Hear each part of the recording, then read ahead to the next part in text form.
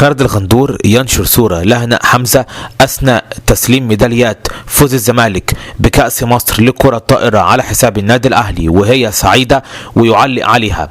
نشر خالد الغندور صورة مراسم تسليم نادي الزمالك ميداليات المركز الأول في بطولة كأس مصر لكرة الطائرة، وعلى الرغم من أن هناء حمزة مسؤولة في اتحاد الطايرة المصري اتحاد الكرة الطايرة والمفروض ما تكونش سعيدة لأي طرف من الأطراف وتكون محايدة، ولكن طبعا الغندور لما بيكون الموضوع ده لصالح الزمالك بيكون عنده مفيش مشكلة، لكن لو ضد الزمالك يتكلم عن الحياد ويتكلم عن الحق والعدل. خالد الغندور نشر صورة لهناء حمزة عضو إدارة اتحاد الطايرة وهي في قمة السعادة مع أحمد مرتضى منصور بفوز الزمالك بكأس مصر لكرة الطايرة على حساب الأهلي،